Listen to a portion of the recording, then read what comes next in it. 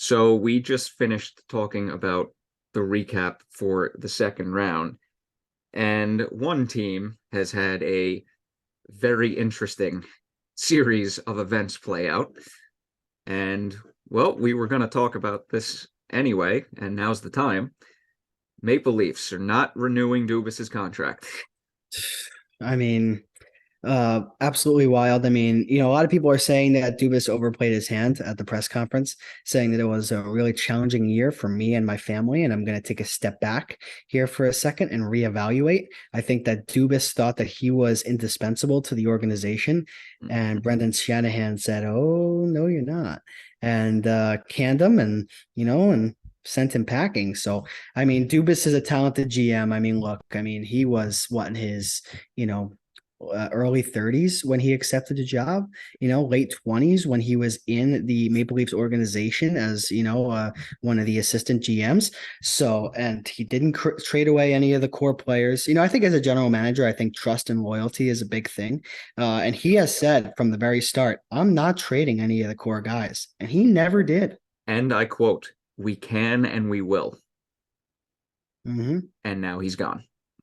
And now he's gone. So, but I do think he's a good GM. I think he's going to be the next general manager of the Pittsburgh Penguins. I really do. I think it's a match made in heaven. I think as well, as long as Kyle Dubas' family, and then that's a situation that's fine for them. I think that the Fenway Group that owns the Pittsburgh Penguins wants to bring in Dubas because he's smart, he's talented, he hasn't had a lot of success.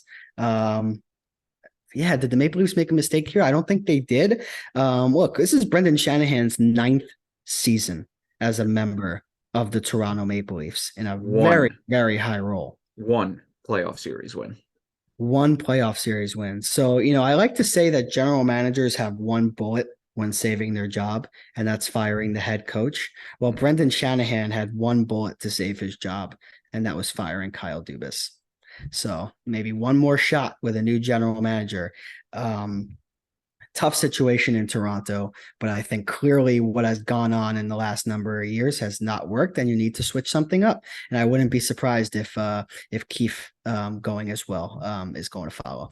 I wouldn't Yeah, be I'm shocked. glad I'm glad you brought that up with Shanahan because on Monday, when I was doing chirp and chat with Ryan and Justin, I actually was the one to bring that up about Shanahan because I even said he's been here a while. Dubas was his guy. They've won. They finally got over the first round hump, and to immediately lose in five, how much is his job in jeopardy? And I think now we saw it was pretty high up there in terms of red hot with him on the hot seat. It was. It's again results driven business. And I think maybe if the Maple Leafs had gotten knocked out in 6 or 7, maybe it would have been a little bit different. But to go down 3-0 Yeah. and to not have the goaltending behind Ilya Samsonov when he got injured to step in and, not see that much of a drop off wasn't there. And that was the big criticism with Dubas, right? I think I remember going on Pucks and Brews with you before the season even started. And me and you both said if the Maple Leafs fail, it's going to be because of the goaltending. And it wasn't because of the goaltenders, it was because of the lack of depth at that position. And that falls right on Kyle Dubas. Remember what I also said before the season? What This did you say? that this would be the year the Leafs finally win around when their goaltending is the biggest question mark it's been in years. Yep.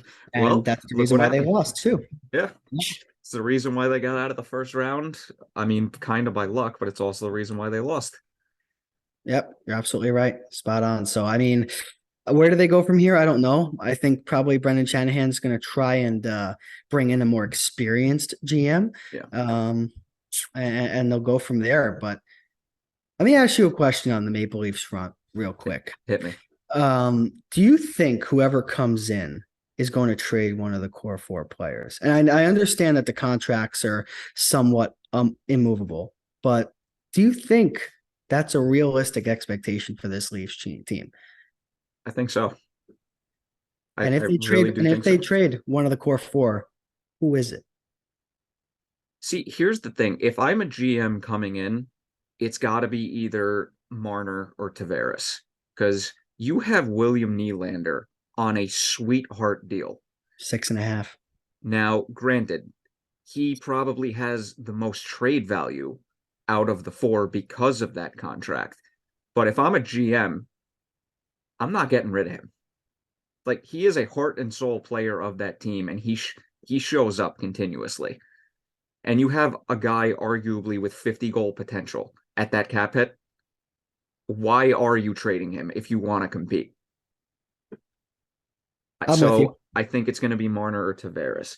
It's probably going to be Marner because I think that he has the no move clause.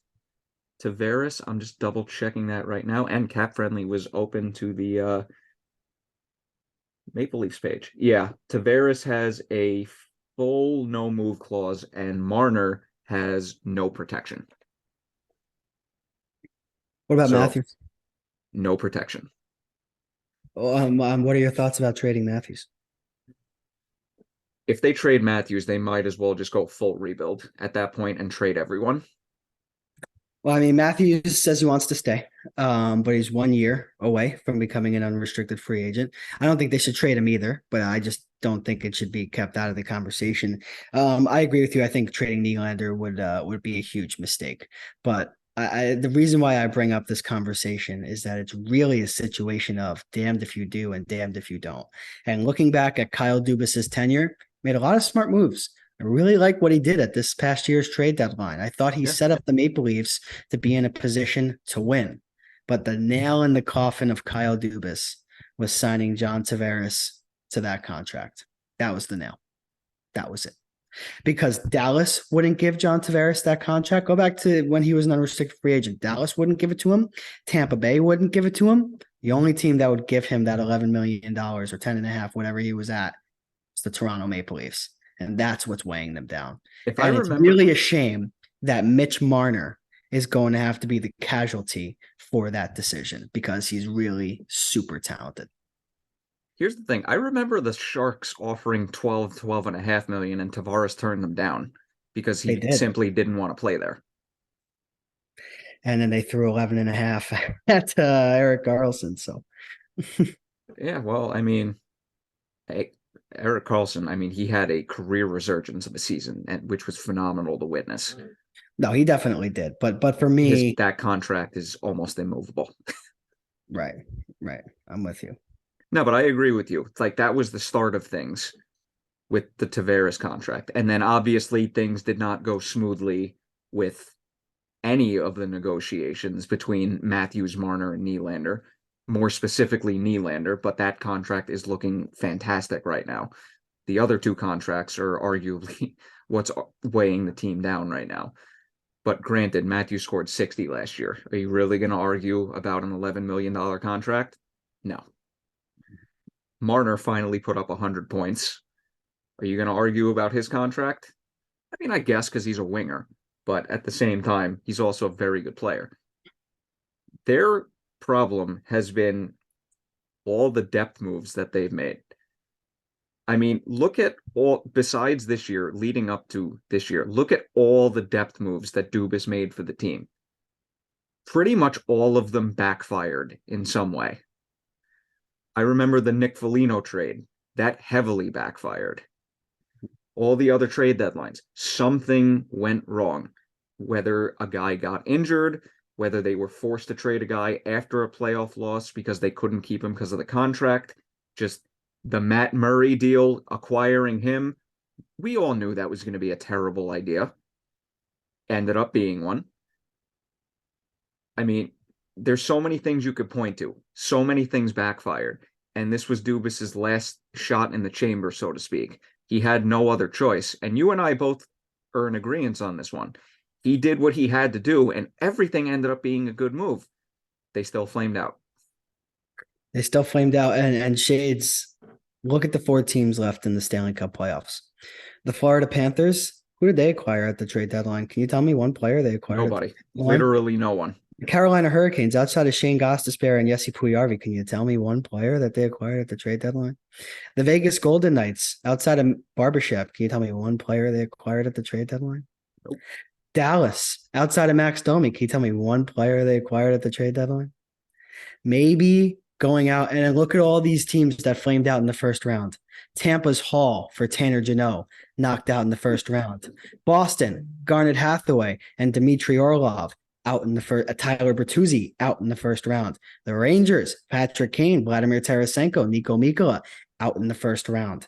Like all these teams out in the first round, and the four teams that are remaining are the ones that didn't change their roster too much. And maybe, just maybe, the Maple Leafs should take a page out of the four teams that are left in the playoffs book.